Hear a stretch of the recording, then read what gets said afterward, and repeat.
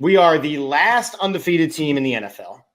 We are in my opinion, the front runner for the MVP award. Sirianni right now is the front runner for Coach of the Year. Go Birds. Go Birds. Good protection for Jalen Hurts, who takes a shot, and he's got A.J. Brown inside the 10, inside the 5. For the Eagles at their own 47. Good protection again, launched downfield. Watkins wide open, touchdown. Ain't this what they've been waiting for? You ready?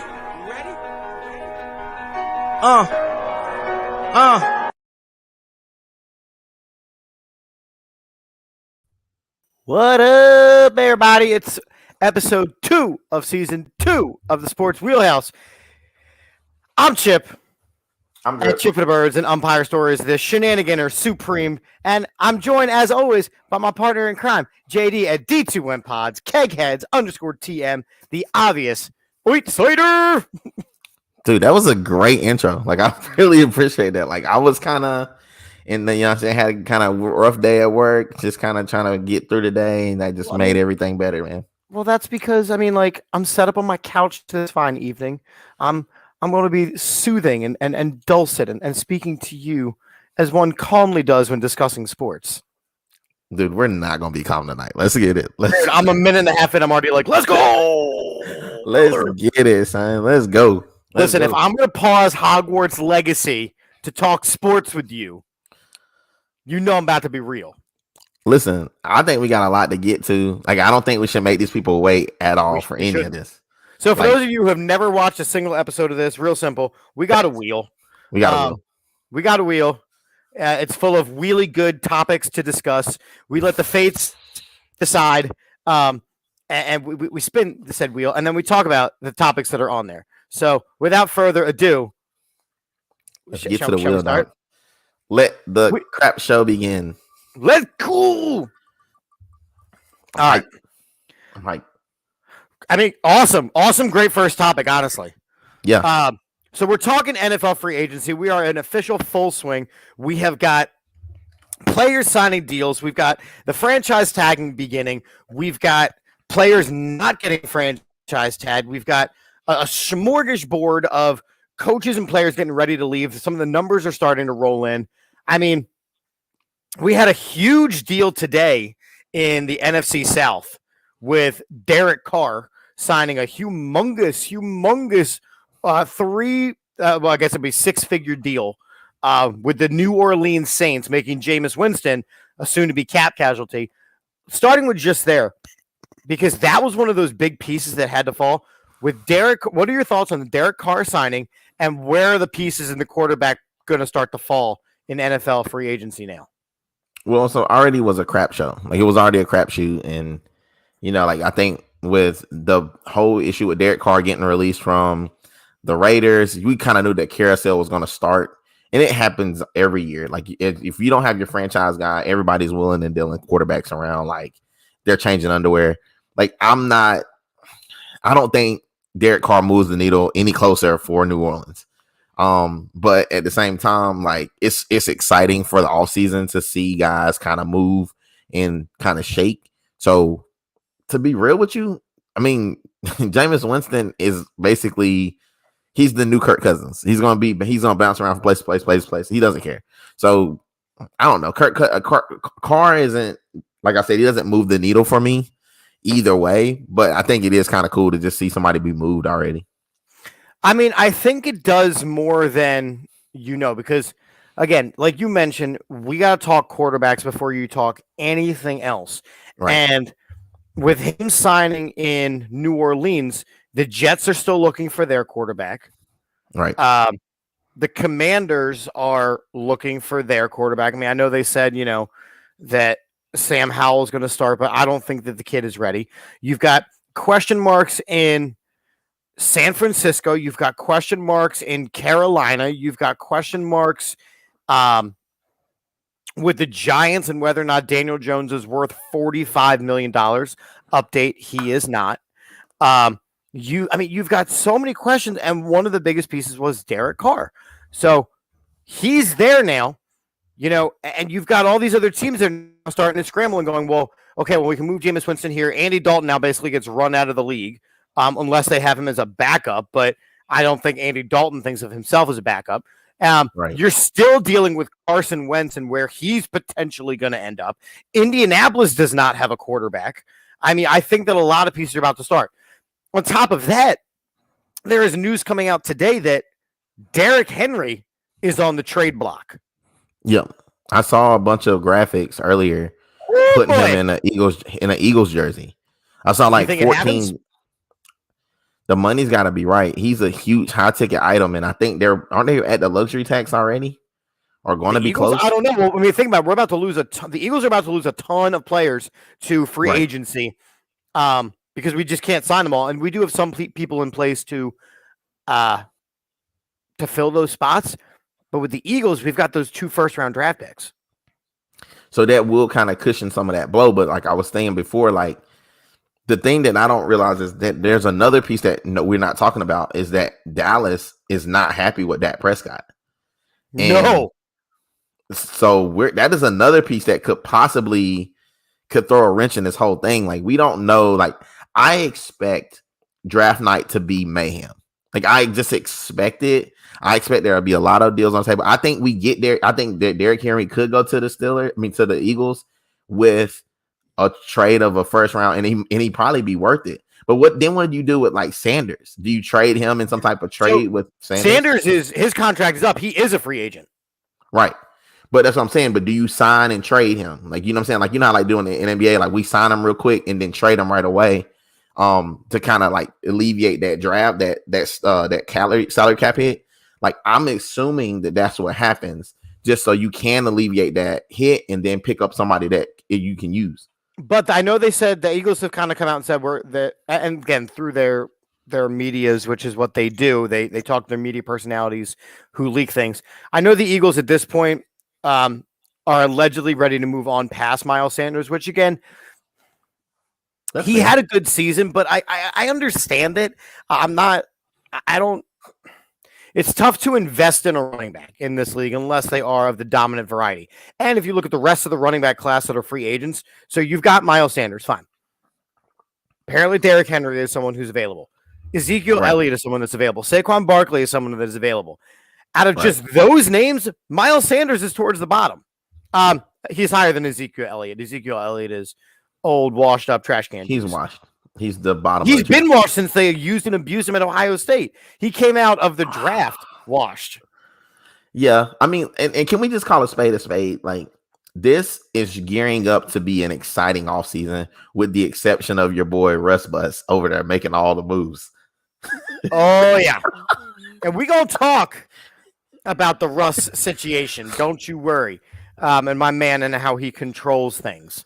Because, again, stories I heard. But how about the fact of, like, even Lamar Jackson is technically a free agent up until tomorrow?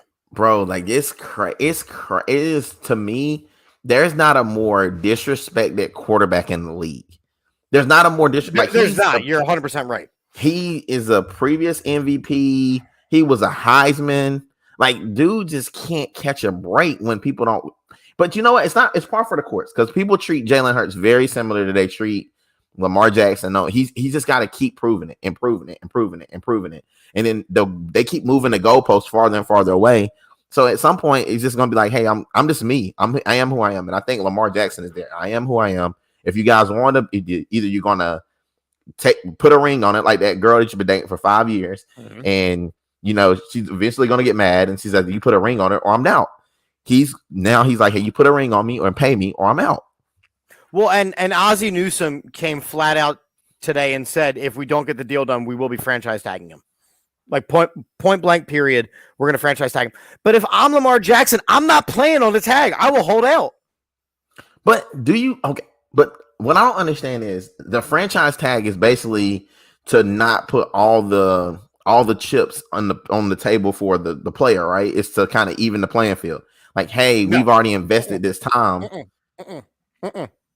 That's not how I see it at all. You don't see it like is a like a bargaining tool for the owners?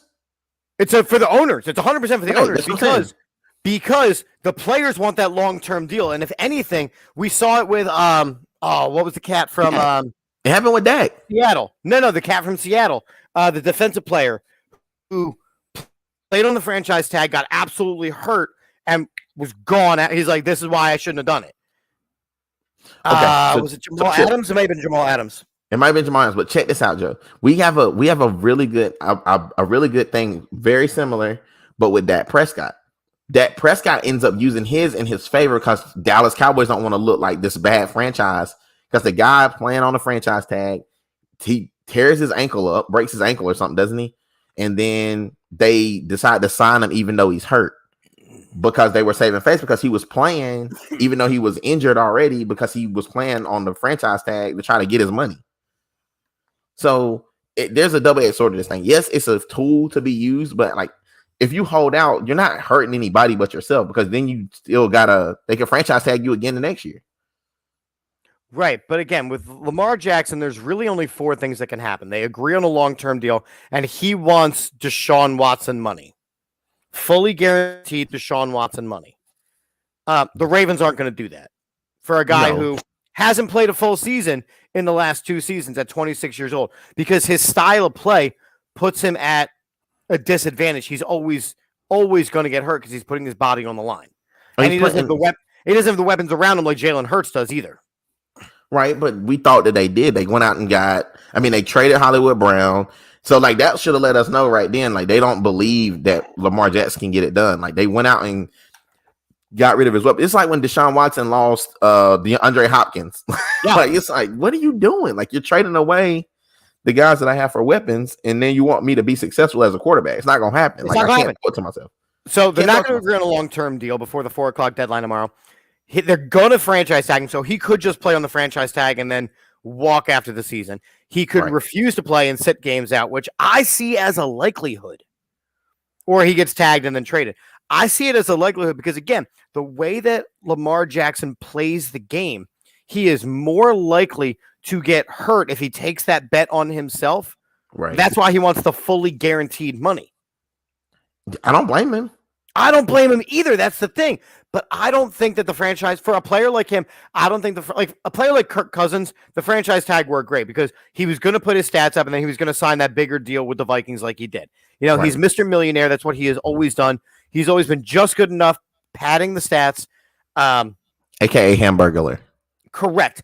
Lamar Jackson, if he plays, is going to play all out, and his style of play puts him in a dangerous spot where he could suffer a career-ending injury. Yeah, he's in harm's way. And like with that offensive line and those no weapons, he'll be running for his life. He'll be a chicken with he'll be a sitting duck. And that's what they're hoping for. Either because right now the franchise tag leaves them protected. It leaves the owners protected. Because if they lose a guy, they've only signed him for 1 year, so it doesn't really matter. And then if he has a great year, they look like geniuses because then they can offer him the long-term contract because he would have proven himself. It's like basically the prove it year. But he had 4 other seasons to prove it. So, like, but he's missed 10 games in the last 2 years because you won't give him weapons. Like, you can't. Baltimore is not the type of team that you can just throw him out there and that's just it. Like, he's playing in the AFC North. Like, that is one of the most brutal leagues vicious for defenses. Like, they got some of the best defenses. Like, you need to give this guy some weapons. Like, Rashad Bateman is not it. Like, I promise you, he's not it. Like, that's not the guy. You gave him I think he's got J.K. Dobbins as his running back. Mm-hmm. Like, come on, man. Like, you didn't give this dude no weapons. And before he had Mark Ingram. Like, come on, that is a team that is based around him, which is why you saw the backup quarterbacks that they have, because they're just trying to insert, for lack of any other way of explaining it, the next black mobile quarterback to do the job that Lamar Jackson does. Like, Huntley was a slap in the face. And to be real with you, it's the Walmart version. The great value version. Hey, listen, I buy great value all the time, dog. Like, I can't tell the difference if it's late at night and I'm sleepy. I just pop one of them bad boys in the gummies. I'm good. Right, but all right, so here's the deal, right? You know how when you go and you buy the box of cereal and it's like Captain Crunch, right? But it's like Captain but it's like Junch. General Grant's Yeah. Right? Oh, yeah. You're like, I'm trying to save money, but your kids know. So what do? You put the General Grants in the Captain Crunch box. Oh. That is basically what the Ravens have tried to do. Every quarterback they put in Lamar Jackson's shoes. Oh, man. So you basically saying Tyler Huntley is basically great value Lamar Jackson in the Lamar Jackson box. Yes. I didn't think we are going to go this early. Point to the lie. Point to the lie. I see that. I detect no lies. I'm fair. No lies detected. I just didn't expect us to be here already in the show. Like, this is the first topic. You know what I'm saying? We shouldn't already be here. I mean, I did. And again, like I'm looking at some of these other free agent names. Like you've got some really good names out there. And that's before like you even start to see like Isaac Salamalu, the guard for the Eagles. He's going to sign a huge deal somewhere else. He's not going to be back on the Eagles. Fletcher Cox, he might take a hometown discount. Miles Sanders, Joe Mixon's about to be a free agent. Like, if it's between Joe Mixon and Miles Sanders, right now I'm taking Joe Mixon. Yeah, I don't see Joe Mixon getting up out of there though. I think they find a way. He's an intricate part of that catching running backfield they need with Joe Burrow. So I feel like there's a way that they get him back. Like but you saw success with Sam Perrine. Yeah, you did, but that's because it was like, look at the season. Like, he has so much talent, but you need that guy. You need Mixon. I mean, Mixon, even though he had the issue early on in his career with the hitting of the ladies, he legitimately don't they all? I mean, it's kind of par for the course. It's like you can't be hot until you beat up a girl or something.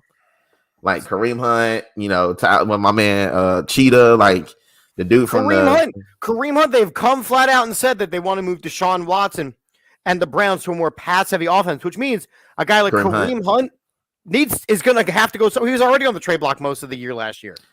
Kareem Hunt is a pass-catching back, though. Like, he's way more pass-catching than Nick Chubb. Like, Nick Chubb could end up going.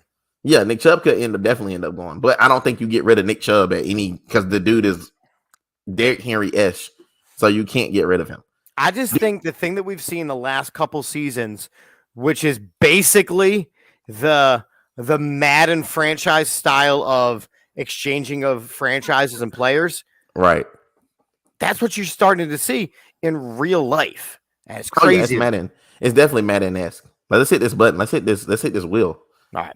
We did not stick with what we said we were going to do before. Well, we knew that was going to be a bigger topic. Some of these ones are quick ones. Fair. This is not going to be a quick one. Baseball is getting ruined, y'all. I'm giving it to you, man. What do you want? All right.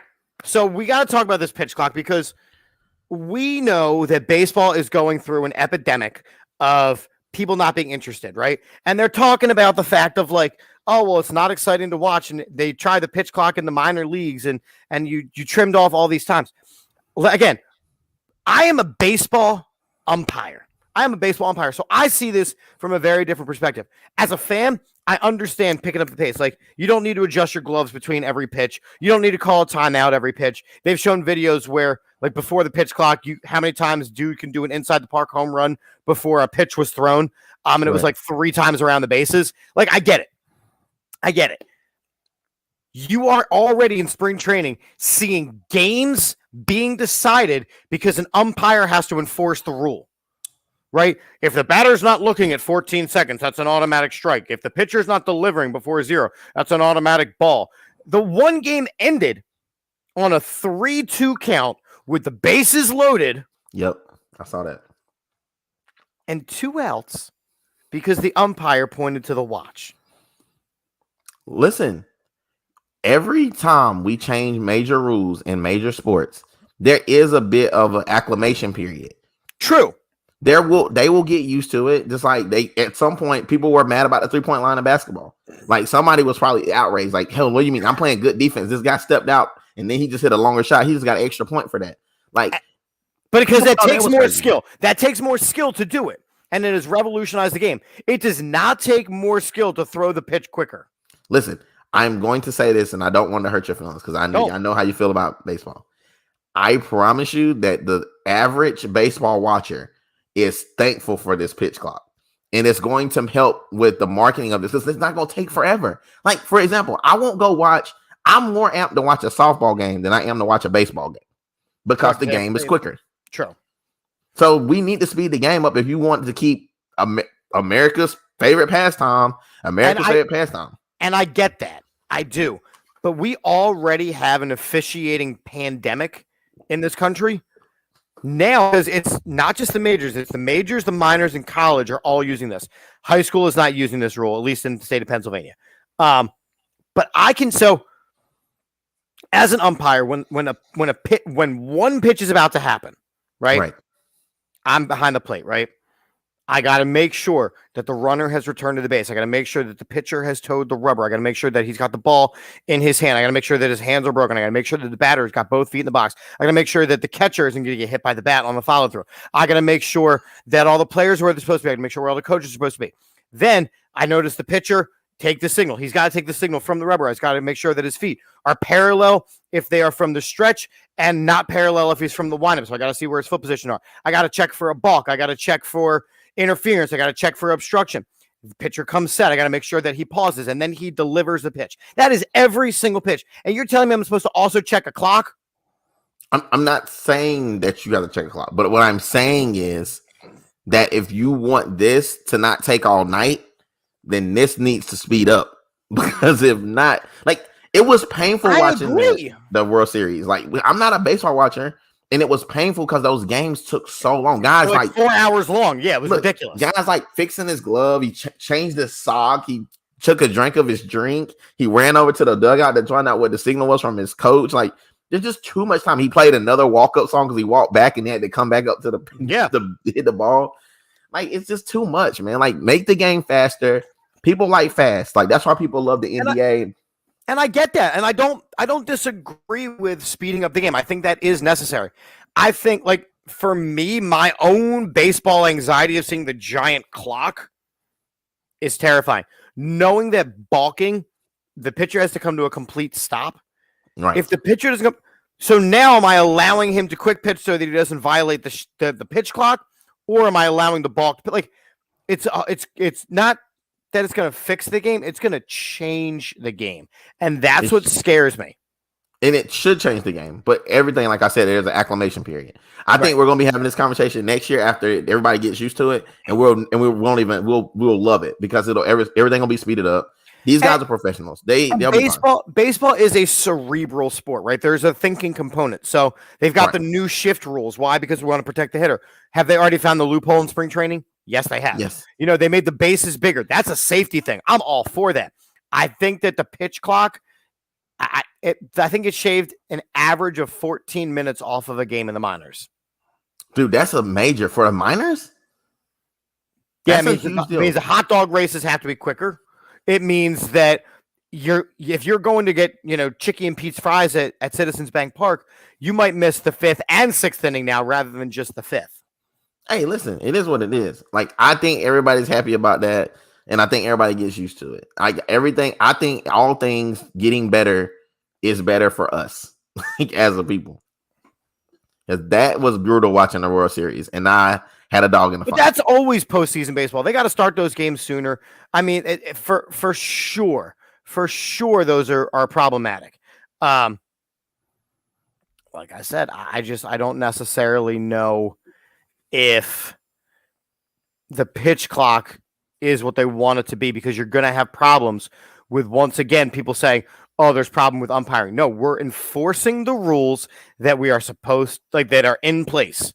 Well, that's different than a judgment call. Like, that's a clock. Like, you can't, it's like the play clock in football. Like, you can't argue the play clock in football because it's clearly in your face. I'm sure it'll be somewhere posted. You'll see if the guy was ready to pitch the ball. If he's not, then it'll be, and everybody will be looking for it. The fans will be looking for it too. Like, they'll be like, oh, pitch clock, you didn't pitch it yet.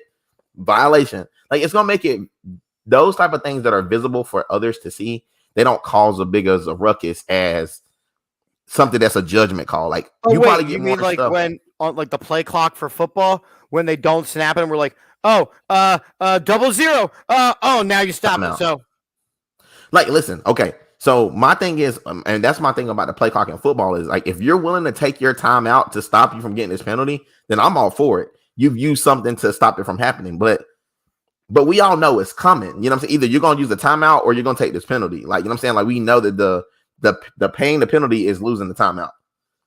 Yeah. So I mean, maybe if the pitch is about to come in and the guy calls time or the manager calls timeout, then maybe they don't get to get that, whatever the runoff, or they don't get that, that ball or that strike if they call a timeout. And I don't even know how many timeouts you get in baseball for real. The umpire has to grant it. Oh, well, maybe you'll start seeing like managers run out of the dugout, like timeout, like they do when they're trying to get the ball, like to get the timeout in basketball. There's mound visits and things like that. Like you only get one mound visit before you have to make a switch and things like there are definitely like things in place. But as far as like if the batter is, batting and he puts his hand up in the timeout, I don't have to grant it to him. Right. But I mean, as far as the pitcher goes, like it's like like you said, they'll find ways around it. Trust me, they'll find the loophole. And I think, and at that point in the game, then maybe we'll be back at square one. But as of right now, like I am happy that they're putting a pitch clock on this thing. Like I got other stuff to do. I can't be sitting here all day dealing with this. All right, I'm spending it. I want this so bad. I know what you do. All right, this is a 3-minute one. Easy. Russ bus. So, again. Real quick, if my guy D-Life sees this, I'm going to be talking trash about your quarterback. He is a huge Broncos fan. I'm probably going to clip this and send it to him. So, let's go. But if he's a Broncos fan, should he really like Russ that much? Because Russ just got a coach fired in his first year. Russ should have never been anywhere. No, and if Geno Smith just signed $150 million, what up, Adam? What's up, dude? This is crazy. So a story came out that Russell Wilson, about at the halfway point of the season, basically the quarterback room wasn't good enough for His Majesty, and he 1-2-stepped himself up the stairs, and took over an office. Russell Wilson. Who does that sound like to you, though, in the NBA? LeBron. That's all I'm saying. It's very LeBron-esque. That's all I'm saying. But LeBron is the face of the league. Russell Wilson, in his first year with an organization on a team where he was struggling mightily, decided that he was a second floor kind of guy and therefore elevated himself above the rest of the team.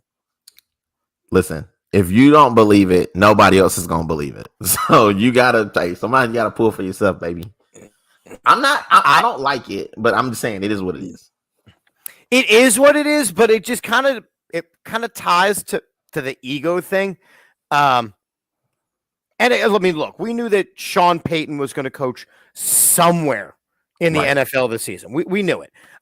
So I do think it's interesting that he went to a team with Russ, with a historically proven quarterback.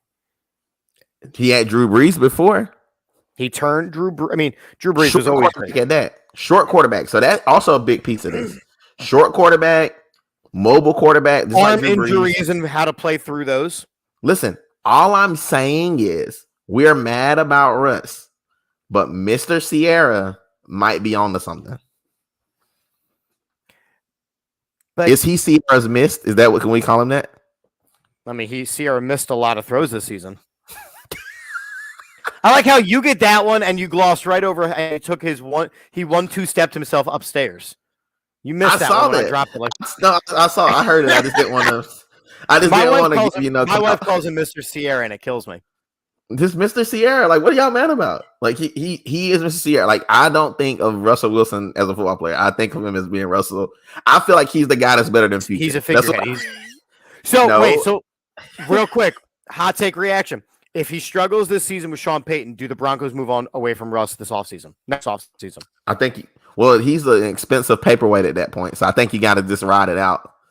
You just kind of got to ride it out. He's an expensive paperweight at that point. You have to give him a minute because of the simple fact that you have to. He's an expensive paperweight. I mean, you do. You're 100% right. You have to. But do you want to? No, you don't. Because you're setting your friend like a guy like Cortland Sutton, who's actually a decent receiver, right?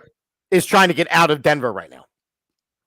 Let's just be real. Jerry Jeudy.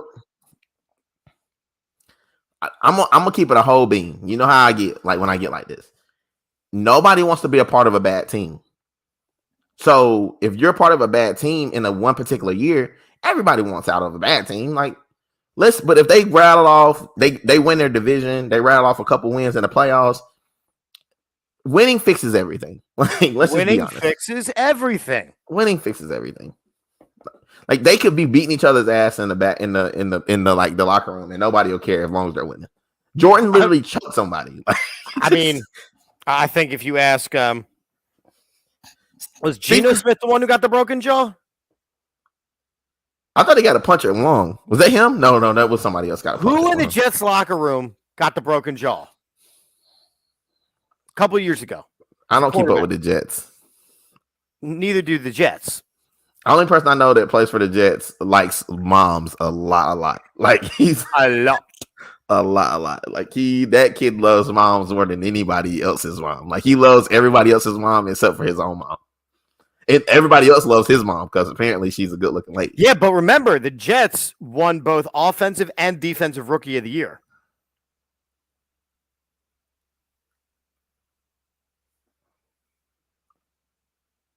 How?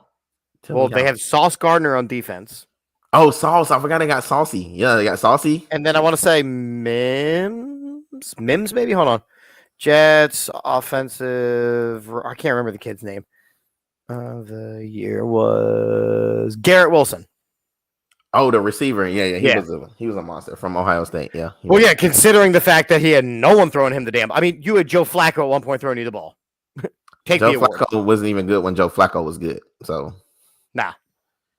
So again, Russ is cooking on the second floor. Listen, Russ, I wish you all the best, my friend. You beat out Future, so you must be count for something. You get somebody else's son to call you daddy, like you the man, bro. Oh, where's it going? Come on, kid. Yes. I've been wanting this one all day. You big screener, sir. Yes, me. Make me big. Right. I can't. You got the control. I know, man. I forget every time. All right, let me make myself big. Shenanigan number 1. All right, we're gonna talk about John Morant. John Morant is a South Carolina guy, so this is borderline blasphemy. All right, so I just want to let you guys know where I'm at with this, and because I want to do this, I want to be big. John Morant now thinks that he is a thug. Like, he thinks that being from Sumter, South Carolina, I am now able to come out here and pull out a gun on social media, possibly be high or not, like just be trying to fight people in the NBA. Your pops is trying to fight Shannon Sharp. Like, it's a crazy. He's created such a spectacle on a kid that had so much high hopes, and he's gonna almost screw himself out of being considered one of the top players in this league because of his actions. It's very AB-ish, like very AB-ish, like take my shirt off, do all these things, like whatever. And you want to be in front of young people saying, hey, this guy's next up. Like, he's the next big superstar in the league. Like, you don't see Luka out here trying to fight people. Like, you know what I'm saying? You don't unless they're on the Suns. Fair. That is fair. But I want that playoff. I want that. I do too.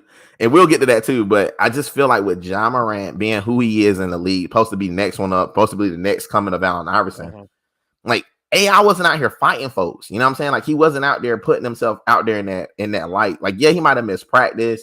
Yeah, he might have been allegedly smoking a little marijuana, allegedly, but he didn't like kind of convey himself in that light. And I think Josh trying to be such a bad dude that everybody now knows, like, that ain't true, bro. Like, you from Sumter. Like, if you've ever been to the Midlands, like, Sumter not really like that. I mean, it's some hood dudes in Sumter, but I don't think he's the hood dude. And the problem that messes me up the most is that his dad is right there watching him do this to himself. Like, he's right there with him, allowing this kid to like put himself out there. He's getting into fights with like 17-year-old boys. Like, what is happening? Like, yeah, I mean, and you know, look, again, not knowing the South Carolina piece, because all I've ever done is driven through there. I mean, yeah, glad he's getting help and his dad is not making it better, acting up. Yeah, I mean, I agree with all of that. We know. By the way, that's an OG in my city. OG in my city. Kenneth Gaffney is an OG in the city. I just want to throw that out there. I love that. I mean, look, we know that, and this happens in all sports. You start giving children absurd amounts of money and fame, most of them don't know how to behave. I mean, we see this in like college, right? So like when I went away to college as a freshman, like first time living on my own, I acted out a little bit. Why? Because I didn't have that support structure, but I didn't also have cameras following me around nonstop, millions upon millions of dollars. So Right. Ja Morant had the ability to be an international superstar, a face of the franchise kind of dude. One of those, I call them first name guys. Oh, Ja, yeah, for sure. Ja, LeBron, Yao, Luka. You know, those Kawhi, those first name guys. Kobe. Joel. Right. You know, they call him Embiid. He is never going to do that now. Wow. You don't think he can bounce back from this? I think that. What up, Al? I think basketball is a little different because there's less players. So, like, think about one of your other favorite, criminals, Ben Roethlisberger, right? Oh yeah, facts. He bounced back. Why? Because he was one of 11 on the offense, right? And he made up for it and he stepped away and okay, fine. Think about a guy like Deshaun Watson. It's always there. Ben Roethlisberger, it's always there. Well, now, in order for Ja Morant to be on a successful team, he has got to be the superstar. And it is always going to come back to now, he is a thug. He is this. He is that. And you can tie it into the race relation piece because he is portraying himself as a young, successful African-American as a thug. And how far back does that put African-Americans who want to be successful? I didn't even hit that piece. Yes, you're hitting it right on the head. Go ahead. I teach in Norristown, a minority school district. So I see the kids that idolize these, and Ja's this and Ja's that. He is, and then he does that. And now you have parents who like, I'm not buying his jersey, and parents who are like, oh yeah, I am going to buy his jersey, right? And you start to see the two kinds of people, but he is never going to reach that impact, right? LeBron, he is a divisive figure. Why? Because he's successful. So what does LeBron make sure to always do? He does his best in public to carry himself a certain type of way, and he does all these right things. Even a guy like Jalen Rose, right? Opens up this inner city school, this academy in Detroit to make sure that these kids are putting this gangster thug life away because it's going to get somebody killed. Right? Facts. So I had a parent meeting with a kid. I'm not going to mention a whole lot of the details, but basically this kid is brilliant, right? He's absolutely brilliant because when it comes to a black and white answer, he thinks in black and white. So if there's an answer to find, he can find the answer. Problem is that he also thinks that way behaviorally. So he doesn't understand that there's a gray behaviorally and there's that line you're not supposed to cross. So why are we not allowed to have cell phones in my middle school building if I'm not the one breaking the social media stuff and causing social media drama? That's 90% of the school, but I'm in that 10%. Okay, fine. So there's that black and white. And the conversation that we had with this 12-year-old today is when you get angry, when you start to curse, when you start to disobey, we know you, we love you, we'll work with you. The cop that pulls you over won't. So we talk about the mental health piece. We talk about the racial piece. We talk about all these things. Ja Morant just had a huge setback for successful young African-American ball players. Listen, and I am going to not only agree with you, but I'm going to go a step further than that. Ja Morant, me and my dad were talking about this, and me and my dad have bounced these things off, and my dad's calling me. He's like, boy, he did something crazy. He didn't mess himself up. And like most older black men that like we talk sports, like we're always looking for the next guy to carry the mantle after LeBron. Like, we're waiting for the next guy that's going to come up and be the role model for our kids. Before LeBron, it was Kobe. Before Kobe, it was Mike. You know what I'm saying? So before Mike, it was probably Kareem or Magic or whatever. Like, so we're always looking for the next guy that's going to come hold a mantle for us. But what's happening is that we're looking for that person to show up and to be that, and he has to get a good support system. And you're right. But the thing about it is this stuff is self-inflicted. It's like the Plaxico Burress situation. Like, you didn't have to come out there with this gun. Like, when athletes don't carry guns. I don't know if that's been conveyed. Like I tell our kids all the time in Greer, I tell our kids all the time in our program, if your thugs don't play basketball. Like thugs do thug things. Like thugs rob people. The thugs, they kill, they steal, they do those things that thugs do. Ball players play ball. And like Jerron Morant is a great ball player. So he needs to stick with what he's doing well. He's not a good thug. Because clearly he's going to get himself indicted. Because now it's like, look, okay, is the weapon registered to you? Because if not, now you got an unregistered gun in a public setting. Now that's where we at. So now you just created all this extra attention towards yourself. In the streets, that's what you call he's a poser. So he's pretending to be a certain way, but in reality, thug. In reality, he ain't really that way. And if he is that way, then he can't be that guy. Because we all know guys that could. And I'm gonna tell you I'm from a place called Nemo. Like there's guys that I grew up with that probably the best athletes I've ever seen never played ball on a team ever because they couldn't get the other stuff together. And so you have to pick are you a ball player or are you a thug? Because the thugs don't live long. And I think that a lot of the stuff that's coming into the comments is really important because we are now in a situation where, and we've been there for a while, where we don't forget the mistakes, right? So even the players that you mentioned, let's go through them, right? Magic Johnson, one of the greatest basketball players ever to play. Right. What was his downfall? HIV and smutting it up in the 80s, right? Michael Jordan, what was his downfall? Gambling. Allen Iverson, what was his downfall? Not coming to practice. And basically being true to who he was. Yeah, he was unapologetically him, which worked out. It was like a double-edged sword. It had the goods and it had the bad, but and now looking back on it, but look at the Kobe's. The Kobe even had his situation because he has the Kobe hid by a big old diamond ring for Vanessa.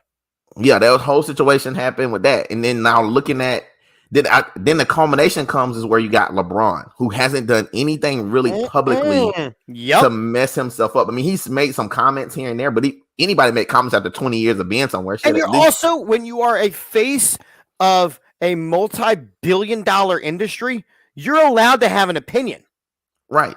But and a lot of the time, again, we're bringing race back into it. A lot of the time, he's speaking up for the African American population, and we know in this country that's not always welcome. Well, and let's just do this. He's been at that job. Like, think about how long have you been at your job? 14 years. Okay. So 14 years, you've never said anything foolish. Oh, I absolutely did. Right. I worked the job for like 2 months one time and said something foolish and almost got myself fired. He's been on his job for 20 years. And in his job, like if he does something bad, everybody knows about it. In most people's job, if you do something bad, nobody knows about it because you're not that important. So how often are athletes apologizing for tweets? You don't got to apologize for tweets, but you also don't have to push send. Facts. But you didn't have to go Instagram live. Listen, I get pretty nasty on the road, but nobody's like, chasing me down with a camera to say, hey, coach of so-and-so just really like cussed me out for cutting them off. Like, you know what I'm saying? Like, so it's levels to this, it's levels to life and where we're at with this. But and Ja Morant needs help. Yeah, do me a favor, put up Al's comment from at the 9:43 mark because Al or Kenneth. Al, I think that is part of the job problem. I don't have that. I can't see it. That's right. It's there. You just gotta find it. I'm looking and I can't see it. All right. Anyway, Al wrote, I think that's part of the job problem. He looks like he wants to be Ja's friend and not his dad. And we're seeing this a lot of the time in sports now, right? What's another example? Patrick Mahomes, now a 2-time Super Bowl winner. What are we talking about in the offseason? His brother who sexually assaulted a waitress. So I think Ja Morant, this one. So I think Ja Morant's dad is part of the problem. And look, I'm a big family guy. Like I'm a big supporter of family is supposed to have your best interest. But if they don't have your best interests, you have to look out for yourself first. There have been times when I have cut off members of my family. Why? Because they don't have my best interest and my family's best interests at heart. I think right now, the more space that Ja Morant can distance himself from his own father is the better for Ja Morant's future. Because this living vicariously through Ja thing is only going to continue to bring him down. Okay. I got to jump in here right quick because I've been wanting to say this for the longest. Do it. So many times in our community, in the black community, we always assume that black dads don't exist. It's like a solar eclipse. So when there is a father that is outspoken, or he is standing up for his child, or whatever the case may be, or he's present, very present. Like, look at LaMelo Ball's dad. Like, I was literally words out of mouth. Like, listen, LeVar is a part of that, and everybody's like, you need to get away from your dad. Well, he was speaking because his kids don't speak at all. Like, even now, like, one of them's hurt, and he won't even speak up for himself. Like, so at the end of the day, like, yes, we will be very critical about Ja's dad, and I think Ja's dad is maybe part of the problem. But Ja's dad also believed in him when Ja is in South Carolina and nobody recruits him. Like, right. But think about it. Does Ja's dad ever have the same level of success that his son has? Maybe not, but Michael Jordan's dad had the same level of risk as Michael, and he got killed behind it. Right, and I think that's kind of like the point here is that. So, for example, if my kids were to become superstar athletes or superstar whatever, I would want to be a part of that to help them out. But it's also not something that I've ever dealt with. Like, I've reached a certain level of success singing. I've reached a certain level of success in sports.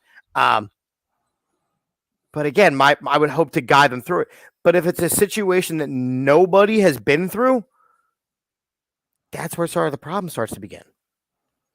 And let's just be real. Like, let's just keep it a whole bean. Like, you know me, I'm gonna keep it a whole bean. You and me both. That's why I love our show. If we keep it a bean, if John's dad like publicly humiliates his son and says, I didn't raise you like that, what you out here doing, blase, but he physically cannot say that because he's been on document trying to fight Shannon Sharp like 5 weeks ago at a basketball game. So it's just been a circus. It is crazy. He does need to recalibrate. He does need to work on his inner circle.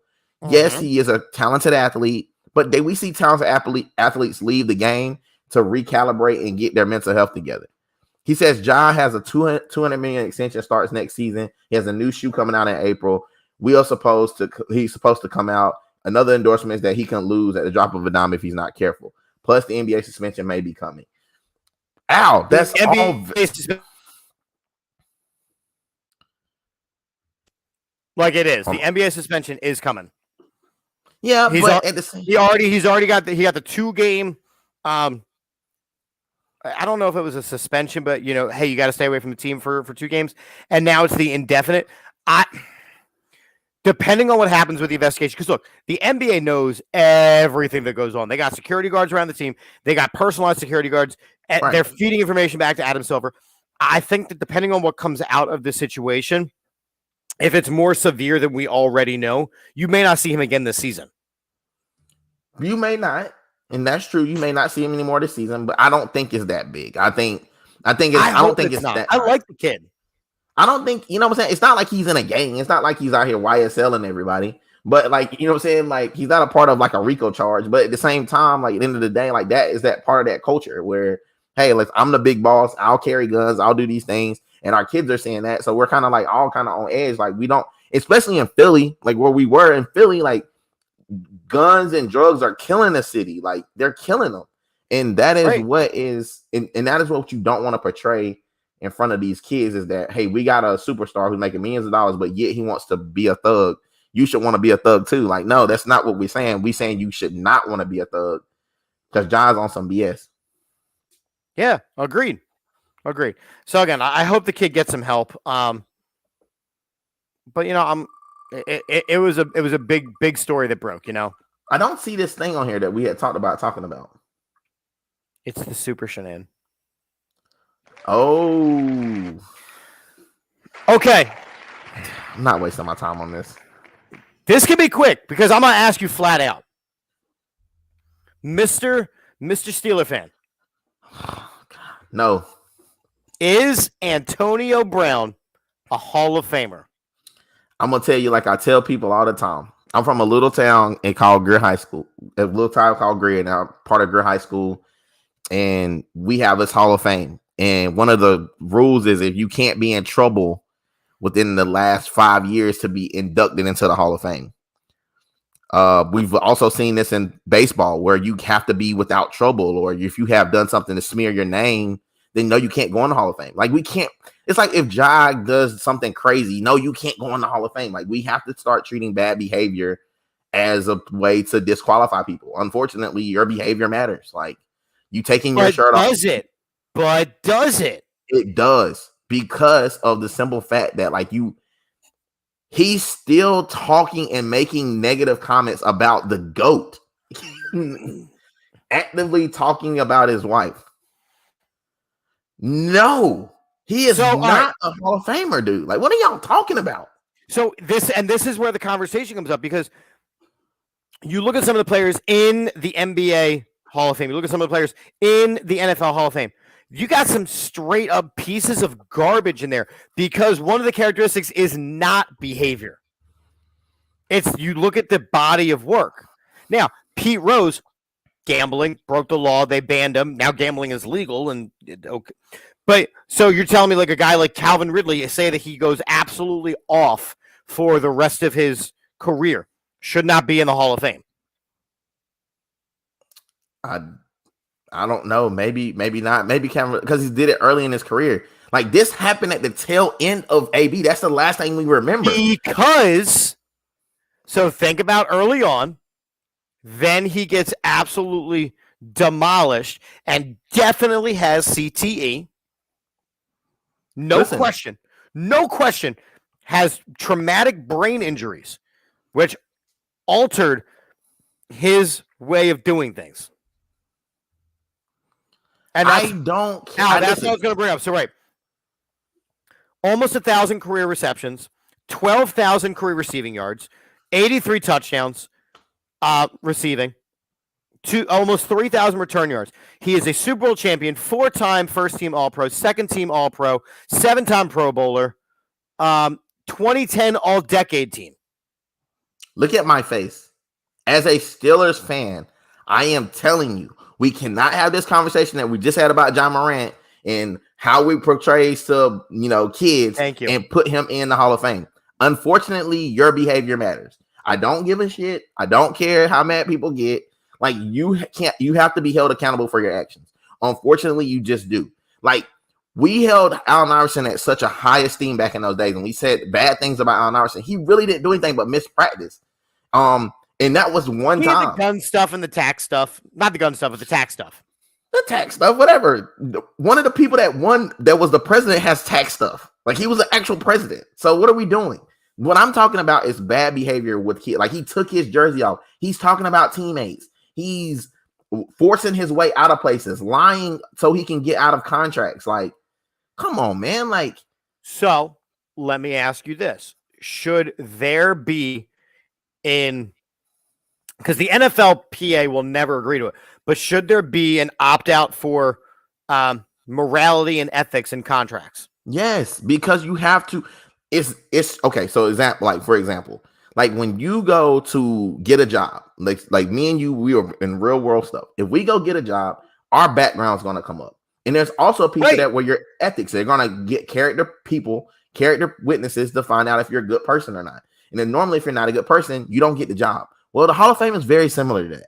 Like, yeah, you might have all this experience and yeah, you were great at your job, at your last job, but how did you leave your last job? Because your last job, you cussed out your manager. You tried to fight a couple people. You tried to sleep with one of your ex-teammates' wife. You made comments about it, even though you know he's going through a nasty divorce. Like, come on, bro. Like, no, you don't get in. And I know he's not getting in now because he did it to the GOAT. So I hope he don't get in. Screw AB. And I mean it. Tell him I said it. And I'm a Steelers fan. I don't like the way he left and forced his way out. I don't like what he did the next time. And he was on a team for like 14 days and did the same thing to the Raiders. Yeah, I knew AI had a gun thing, Al. It just took me a second there because it was he didn't hit his wife. He put his wife out butt naked on the porch. So I think that you have to. And by the way, they're still in love. By the way, just throwing that out there. I think that I think on numbers alone, Antonio Brown gets in. Numbers alone. We can't have that conversation we just did and put him in. But since it is not an option to kick people out of the Hall of Fame once you put them in. Right. Yeah, I think if he had done this once he was a Hall of Famer, you change the topic of the conversation. But I do think his actions prevent him from getting in. That's all I want you to know. It's not that, like, football player, if he had just retired as a Steeler, no harm, no foul. He could have went and did whatever. He could have become a rapper, whatever he wanted to do. Whatever business is booming. Whatever his little CTE brain could have come up with. But because he let the CTE get the best of him, and now the CTE is now taking over his life, and he's still doing erratic stuff. He made a mixtape about Tom Brady's wife. Like, who does that? That man put you up and helped you get back in the league. Brown. Right, but that's a guy we can't trust. And I don't trust, like, if you're gonna stop Pete Rose from getting in, then you gotta stop AB. That's all I'm saying. Yeah, and I know now he's trying to buy like an XFL team or some shit like that. Why would you let him do that? Because of the lack of morality clauses. That's what I'm saying. But who decides morality? Look, we're gonna do a whole episode on morality in sports. That'll just be one topic. We'll do a straight hour on it. Because that's what we've been talking about for the last 30 minutes. I can assure you of that. I know. But it's interesting. I do think it's an interesting conversation. Let's go. I've been waiting on this. Man, it's like perfect. It's like lining up perfect. I love the wheel sometimes. You know that. I love the wheel. The wheel has a mind of its own, man. All right. So there was a Netflix special released this past weekend. Hold on one second. Let me hit this real quick. Okay. Pete Rose and AB aren't close. Are you crazy? Pete Rose is a monster. Pete Rose is still the all-time baseball hits leader. There's plenty of other receivers better than AB. I can name them off. Like, one of them argues with Stephen A. Smith all the time. Like, you just, like, come on, man. Like, get out of here, bro. Pete Rose is a legend. He's just a gambler, too, So speaking of legend, Pete Rose is an absolute piece of shit human. Like, he's a dirtbag. Oh, he's definitely a dirtbag. Even now, they're like, hey, well, what do you think? He's like, oh, you're talking to me, sweetie? I'm like, oh, you're misogynistic, too. I was hoping you'd add that little, tick on your list. Like, your Hall of Fame resume is not looking so good. Thank you so much. He's just seasoning that thing up. Like. Yeah. Extra spicy. Although he's white, so it's all salt. No salt. He's no salt, just pepper. Well, the next thing he might get charged is assault. So moving on is this. I'm gonna get canceled. I love this show. I do. I love this show. Oh yeah. So Al agreed with us. Yeah. Pete Rose was because he bet on against this team. I just think that Pete Rose has. One thing that Pete Rose has been visionary. He was a visionary for guys like Calvin Ridley. I think that what I respect the most about Pete Rose is he's consistent, right? He's not a flip-flopper. He's been consistently a garbage human for the last 50 years. Yeah, so good on him. You know where he stands with his garbageness. Yeah, he's never going to get better. So this past week, this is the super shenanigan. This past weekend, Chris Rock released his Netflix special. His diss track. Thoughts? Man, I'm not gonna lie to you, bro. The beginning was trash can juice. That whole first part had me thinking it was getting kind of dark. He was talking about babies. Everybody was just waiting for the end. Yeah, I mean, I didn't know when it was gonna come. He alluded to it at the beginning, talking about I've been slapped by a rapper already, but he been fighting. I don't want to get into it no more rappers. But then he hits my man and gets really, really mad about Jada. Now, there's a lot of truth to this because as an African American that I am, I don't really rock with Jada Pinkett or Will Smith no more. I ain't watching no Red Table Talks. I ain't doing none of that because at the end of the day, She set that man up for more okie dokes than the hokey pokey. Like, she's just not a good person. And I don't care. Like, she played him so much harder than Chris Rock played her that night. Like, play him out like with the dude. You sleeping with your son's best friend or whatever. Now buddy gay. Like, I don't like, it's weird. Like, you can't play with people. And then she's always bringing up Tupac. Tupac has literally been dead for 20 years. And she's still bringing this up.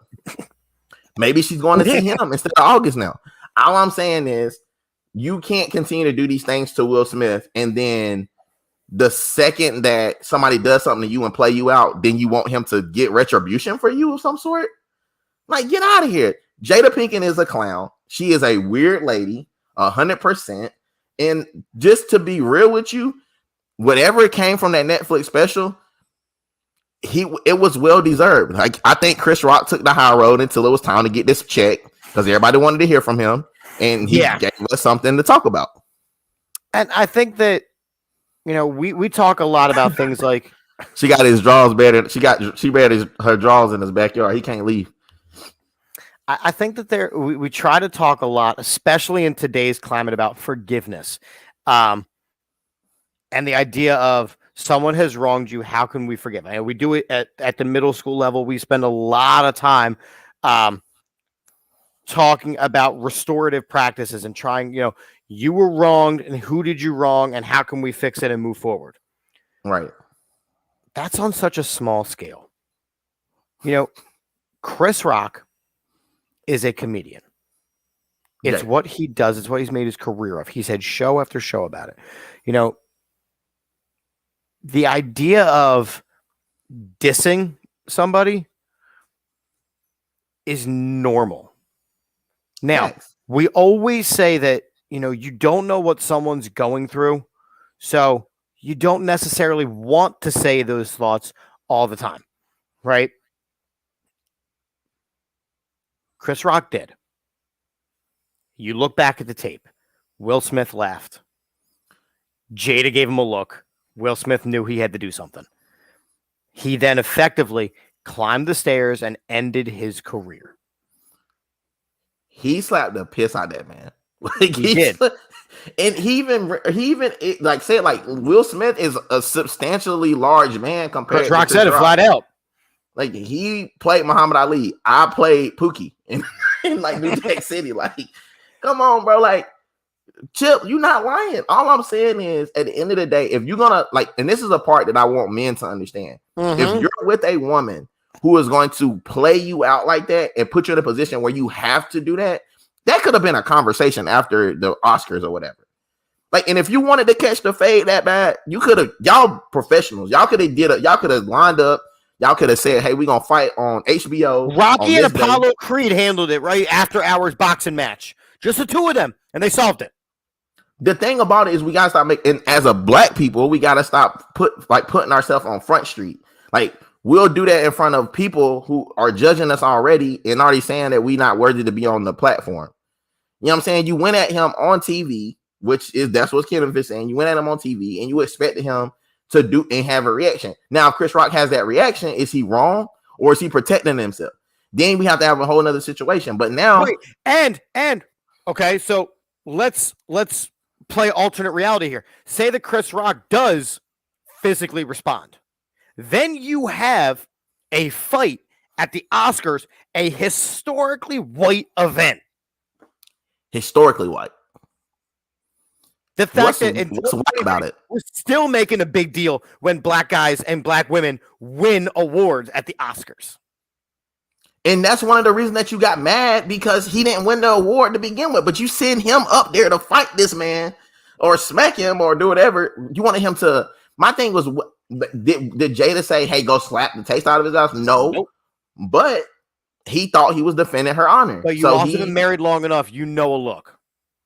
I mean, I know a look. I got an old lady. I know the look. I know a look. But again, we said this a couple seconds ago with the John Morant father thing. You know, there's a reason why they say if a plane is going down, what's the first thing you're supposed to do? Take care of yourself. Put your own damn mask on first. Right. If someone does not have your best interest, you have to deal with that. Yeah, I'm with it too. Kenneth, I'm with you. I'm with all the smoke. He took back to the platform in which he's supposed to go to. I don't have to hit you. Like my dad used to tell me this all the time. And I want every child, if you're listening, to hear this. You hit people where it hurts. And it's not always in the face. Sometimes you hit that pocket. Like the best way to prove to a grown man that, hey, I'll touch you is if you take food out of his mouth. And that's exactly what has happened at this point. Like, yeah, there's been radio show after radio show, podcast after podcast done about this guy. And that's now physically, financially affecting him. They said that the Red Table Talk, they don't even do really episodes like that anymore. I never cared to begin with. I didn't either, but I'm saying because, like you said, they're kind of weird. They are weird. It's 2023. You know, you do you. If that's what you've worked out for your life and everyone's cool, like you do you. But you can't get mad then when it gets brought to the forefront by choices that you have made. And he didn't make mention of their escapades. He was talking about a haircut that nobody knew she had alopecia. Like, you know what I'm saying? I'm with this, kill him with kindness, or just do it where you're not defending yourself. Like at that point, Chris Rock didn't say anything, and he let silence just like murder Will Smith. Like for a year, the radio silence was deafening. Like it was to the point where it was like louder than yelling at this man. Him just staying like not active on it, not talking about it. It just neutralized whatever he had going on. He said, hold on. He said, bro, Will Smith still makes 25. Listen, he may, but think about how much stuff we don't watch that Will Smith is a part of now. And I'm a black person and I don't watch it. I love Will Smith, right? I loved, like, early on, again, I am a white man, so there was definitely a certain rap that I wasn't allowed to listen to. Will Smith was never on that list. Right. I was allowed to listen to Will Smith. Okay. So let's just do this real quick. Let's just do this. Like, humor me for a second. Okay. In my brief stint of living in Philadelphia or the Philadelphia area, there was a couple people that brought up. And before this whole like smacking debacle, Will Smith was a part of that. Yes. Recently, I went home. I came back to Philly, was with some friends. They were naming off rappers from Philadelphia. Will Smith's name didn't even get mentioned. Now, but it's also like, it's the changing music scene as well, to be fair. Fair, but Summertime has always been played every single summer. That's actually my least favorite Will Smith song. I hate that song.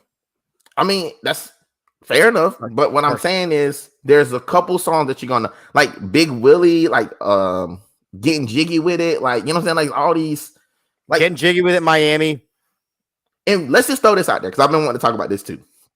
This whole situation where basically people are mad at Michael B. Jordan because he said that the girl called him corny, and now they're saying he corny because he called her out and he wasn't right, that it was the wrong girl that called him corny. Well, there's all these dudes, or there's all these women in the world who think you're corny if you not like out being a Ja Morant.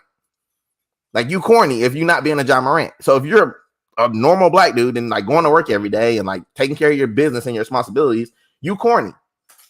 Or you dated a white woman, you corny. Like, no, that's not what's corny. What's corny is you calling me corny because I don't want to be with you. That's corny. So yeah, it's the idea of I don't feel good about myself, therefore I'm going to bring you down to my level.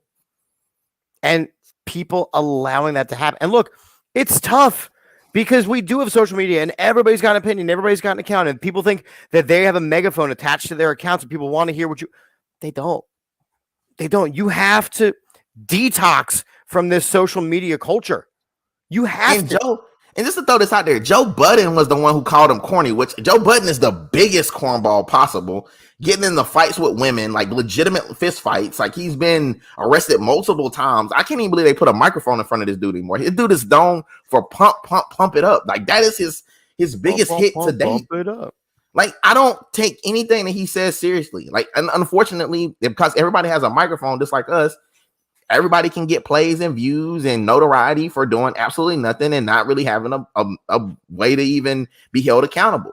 Joe Budden has said retarded stuff like, I know you're not supposed to say retarded, so before I get counsel, not supposed to say retarded. He starts saying mentally challenging things that make me to question his like mental dexterity. How about that? And he's done things to make me test his mental dexterity.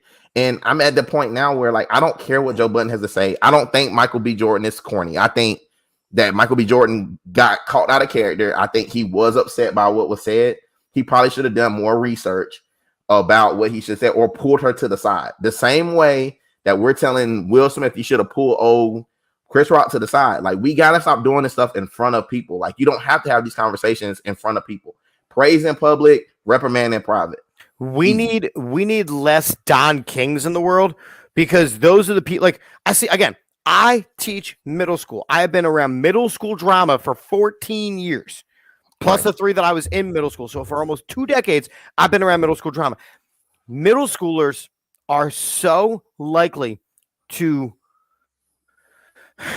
rather than deal with their own stuff, make other people deal with stuff as a distraction from their own world. Instigate. Right. We have too many Don Kings in this world. And they want to personally, I wouldn't let him talk to me like that. Personally, I wouldn't. Like, right. Oh, personally, I wouldn't allow that level of disrespect. Yeah, that's what I hear. Personally, I wouldn't allow that level of disrespect. And I'm like, whoa, bro, like, what's gonna happen is, like, the instigator needs to start getting hit in the face. I think once you know what I'm saying, like, once you do that, it is what it is. Just like Chris Rock said, you don't act up in front of white people. And JD, I mean, I love, and again, for those of you who don't, watch frequently, or you can, JD and I have been doing a show now for like 2 years together. 2 years. And one thing that I love is, I mean, we are. Maybe you're just listening to the audio, but we are clearly a different skin tone. We're a different hue. But there's always respect when we talk about things. And I appreciate you allowing me to talk about what I see as far as the racial stuff goes. Pushing, like, we have a really good back and forth because there's that level of respect. Facts. And there's also, like, people don't want to give it credit. Like, and I know I may get some heat for this, but there's an experience happening on both sides. Yes. Like, regardless if we want to admit their experience that either person is having, regardless of their hue color, there's 2 experiences that are happening. And there's the white side, black side, and then somewhere in the middle, there's the truth.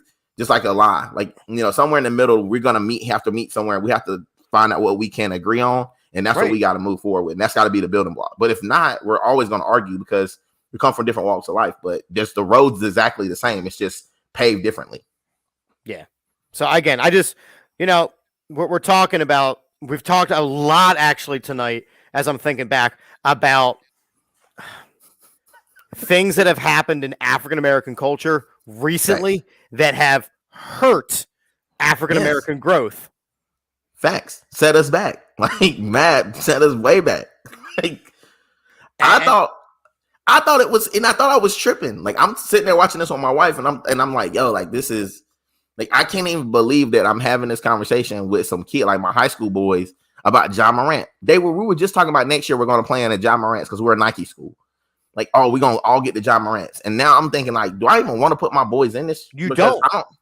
I don't even know if I do, because maybe my boy going to be a part of YSL. Maybe he's going to be the next part of the next indictment that comes down.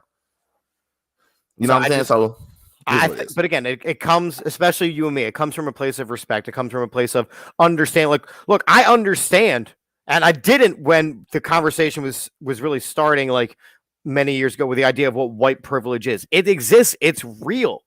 And understanding that and learning and going, you know what, JD, I didn't grow up in South Carolina. Why don't you tell me what growing up black in South Carolina looks like so that I can better understand what John Morant is going through, who grew up black in South Carolina? I mean, and that's a part of it, but, like, even the conversation is different with us, Chip. It's even the conversation like, hey, like, let me explain to you, let me tell you about my experience. And then I don't know what it's like to be a white man in outside of Philly. Like, I don't know what that's like when you go to a place and it is what it is. If this goes left with Ja, owners won't want to give him a rookie extension early. Like, listen, now, owners won't want to give rookie extensions at all. Like, let's see what you do with your first couple millions. Yeah, like, let's just be honest. Like, there's a lot of dudes that have gotten money prematurely. We have seen it many times. Was it the NFL that, as a requirement to being drafted, you had to go to, like, this rookie symposium. Yep, it was the financial literacy course. And how far away are we from that with the NBA? And if you remember, after AI came you have to wear X, Y, and Z at press conferences to look uppity and appropriate. So let's keep it a bean again. Let's go back to the bean that we've been talking about. If this continues on with all players, he gonna mess it up. He gonna mess it up for everybody. Like, think about the guys that went in the NBA that kind of came in the NBA that were too young. Right. Yeah. They came into the NBA too early and then it was too much to handle. Like, we tell our kids all the time at Greer High School that there's levels to being great. There's levels. There's a level to being a great basketball player. There's levels to being a great husband. Yep. Levels to being a great father. There's levels to this. So if you got all these different levels and you don't get to skip a level. And I think somewhere in the NBA, they skipped the level. Like, he didn't get this. Like, he didn't say, okay, well, not only am I a great rookie, yeah, I'm going to be great for a couple years. And now I got to keep my nose clean. Like, that money should be able to go away. That's what I'm saying. Like, conduct should dictate how much money you get. And the NBA does need it, Kenny.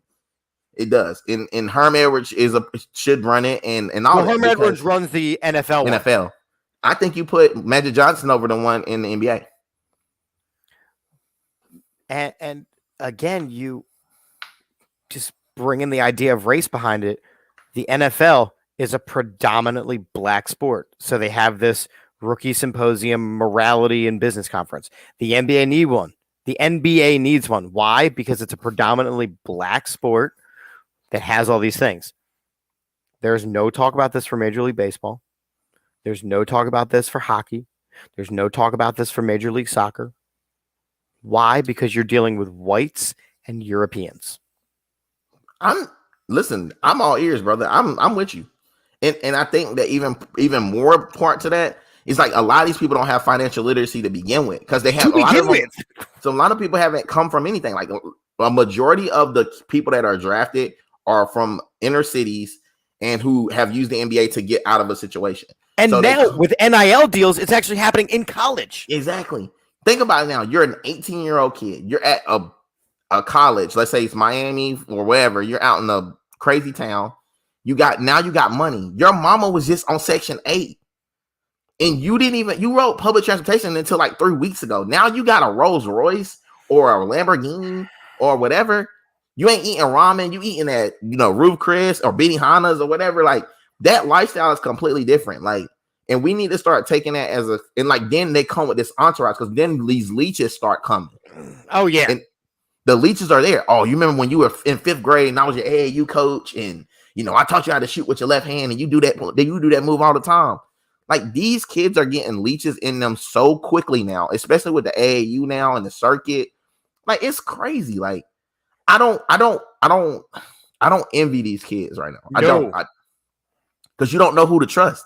You don't know, because the guy may seem like he's all for you. He's, doing the right things, but you might be his meal ticket out of wherever y'all from. You might be his meal ticket to the league. Or even like, I don't know how you would do this because of the transient nature of professional sports where you guys are getting traded left and right. Right. But even like a mentorship program, like I would be willing to hear, when the next guy gets drafted by the Golden State Warriors, Seth Curry has to mentor him for the first season. And then they sign off on like, hey, this kid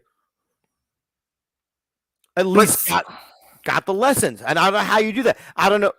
Because just from the education, from the teaching world, I have first-year teachers that I mentor. And I mentor them for the first 2-3 years of their career. Facts. Like, why? Because if they fall into that struggle, they are going to need it. And I'm a resource that they come to. And we'll go further than that. And I want to shout out my auntie real quick. What's up, auntie? You know what I'm saying? Thank you for coming on, listening to us. I'm going to go a step further than that. When older players who've been in the league for a while, like a guy like a Dame Lillard type of guy, who's a very high character guy, like super high. Yeah. He won't even leave to go play with other dudes because he just don't believe in it. You know what I'm saying? Like, he making his money there. The money's great. But let's think about some of the guys like that could come back, like a T-Mac that was never involved in anything crazy. Like guys that really were about that life, like that really had lived up to a high standard. Like even Penny Hardaway. I know he's in college now, but Penny Hardaway making some choices, by the way. Yeah, like that was crazy. But like, would a guy like Kwame Brown have lasted longer in the league? I mean, maybe. But the thing with Kwame Brown is that Kwame was a part of some teams, and like they built him up too high. He wasn't that. I know. He wasn't that. You know what I'm saying? He wasn't that. And then you got all these guys that come in the league. They're not ready to handle it. Like I say, it's levels to it. And they're not able to handle the platform that they are. And now you put a camera in their face. Yeah. And even like, you know, I'm saying something like, well, you need this idea of like a mentorship program. But Draymond Green's been in the league forever, and I won't want him anywhere near any young players. No. And the Shaq would be great. At this point, Grayson Allen has been in the league for a couple years. I don't want him anywhere near players. Dylan Brooks, first couple of years in the league. I don't want him anywhere near these young players. This plan falls apart when Dennis Rodman is your mentor. I mean, Dennis Rodman stopped a national security. He saved North Korea. He did save us from North Korea. I'm just throwing it out there. Like the fate of America was in the hands. And this is the part to why I want to talk. Like, and this is a good thing. Grayson Allen has been a fool. I do love Mike, and it's like he's at a point now where Grayson Allen, like you said, he's still tripping people. Like, and we have to pay attention to the behaviors that we see. So I'm gonna throw this back to Ja Morant, and I'm done with Ja. Think about Ja Morant was a mid-major at best, not for talent, but maybe scouts and coaches saw his immaturity and they didn't want to take a shot on him because they saw the immaturity. Maybe they saw the immaturity with his pops.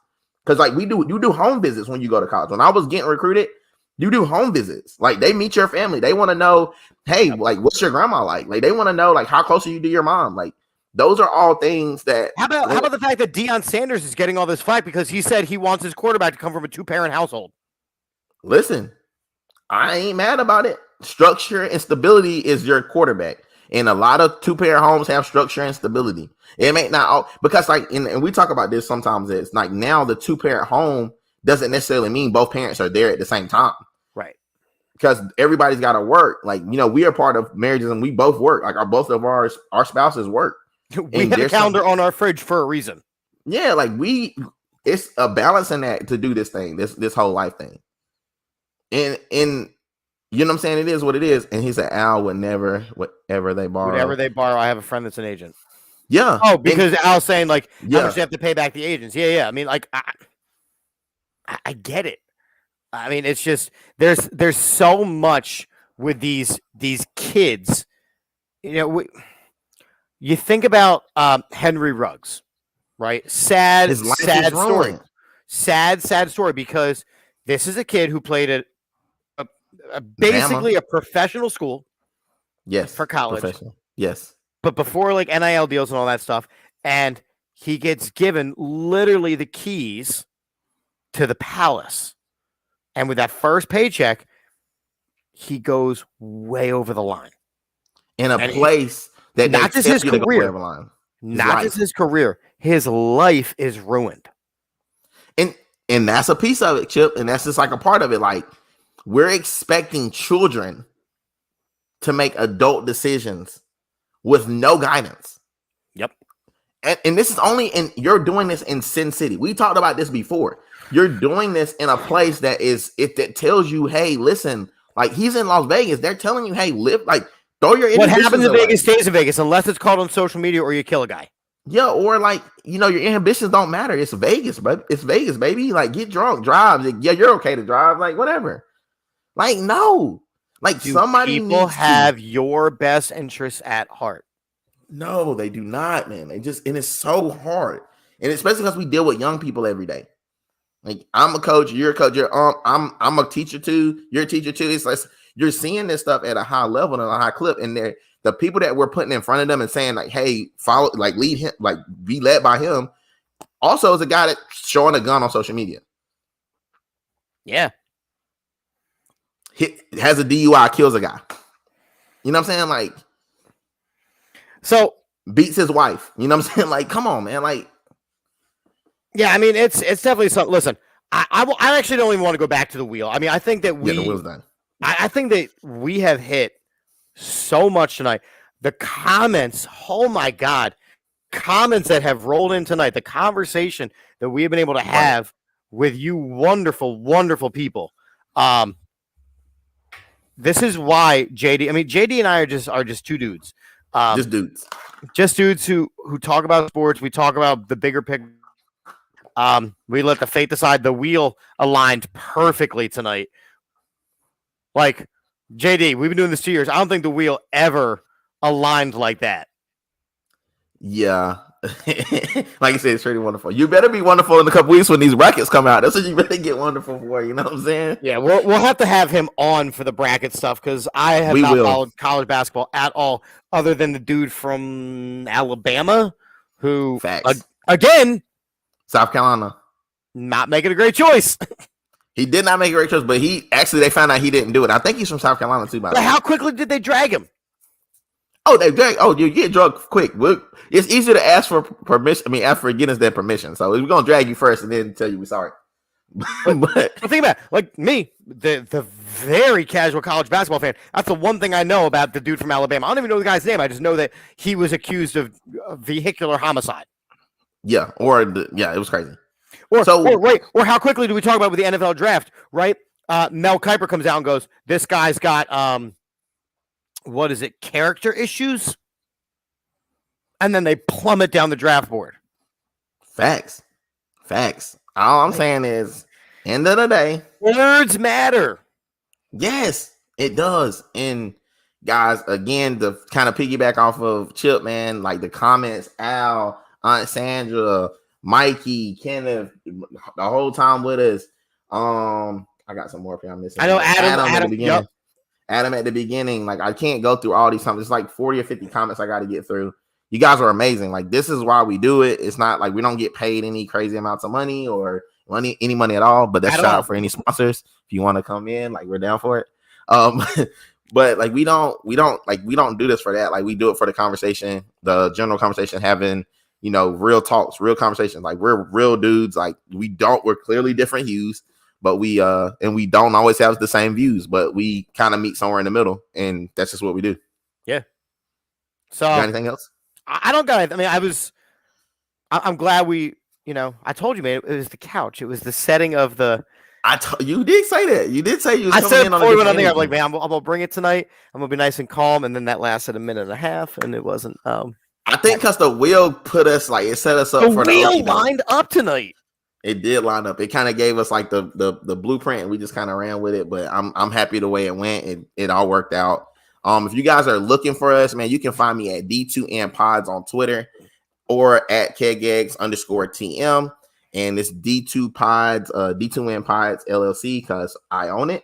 And my boy Chip, you can find him at Chip for the Birds and Umpire Stories. Check out Umpire Stories, y'all. They are funny stories, dude. And that's about to ramp up. It's about to ramp up. So I'm a PIAA umpire, so I'm going to be talking about middle school and high school sports. Plus, I do about 100 Little League games a year. So there's a whole nother, and it's just rules, interpretations, and things that happen on a baseball field. Facts. Shout out, thanks, Adam, and to Kenneth, man. I can't wait to see you guys back. We try to be here every Monday, same bat time, same bat station. Yeah, Lord willing, we'll be back. Chip, you got anything to add? Nah. All right. Well, deuces. Okay, bye. Okay, bye.